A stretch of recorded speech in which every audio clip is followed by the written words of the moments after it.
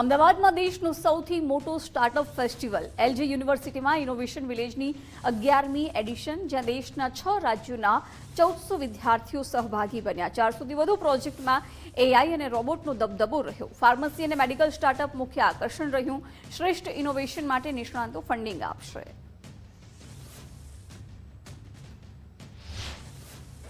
Startup અને startup summit અને startup સ્ટુડન્ટોને વેગ આપી અને આમાં એક ઇકોસિસ્ટમ બનાવી અને નવા બિઝનેસ જનરેટ કરી અને દેશને કઈ રીતે આગળ લઈ જવો અને આ આપણા ભાવિ જે એન્ટરપ્રેન્યોર્સ છે એને કઈ રીતે વેગ આપવો, એમને કઈ રીતે પ્રોત્સાહન આપવું અને તેઓ ગ્લોબ સામે જોવા બદલે ભારત સામે જુએ અને ભારતના વિકાસ સામે જુએ, તો આ એક અનેરો પ્રયાસ એ લોકો કરી રહ્યા છે અને આ પ્રયાસ વર્ષો સુધી ચાલુ રહેશે અને દેશની ઇકોનોમી અને ગુજરાતની ઇકોનોમી ખાસ કરીને વધારવામાં આવા પ્રયાસો ખૂબ જ લાભદાયી નીકળશે। તો હું એમને બેસ્ટ વિશીઝ આપું છું અને એમને સક્સેસ, આ ઇવેન્ટનું સક્સેસફુલ થાય એને માટે પણ એમને શુભેચ્છાઓ।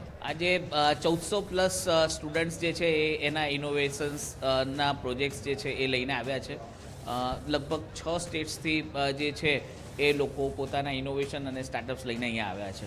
એલજી ઇનોવેશન વિલેજ આ 11th એડિશન્સ છે અને દર વર્ષે એ સતત જે છે એ બધાનું ધ્યાન ખેંચતું રહ્યું છે અને જે આપણા માનનીય વડાપ્રધાનનું જે સ્વપ્ન છે કે વિકસિત ભારત અને આત્મનિર્ભર ભારત બનાવે, તો એલજી યુનિવર્સિટી એ સ્વપ્નને સાકાર કરવા માટે જબરજસ્ત પ્રયત્ન કરી રહી છે।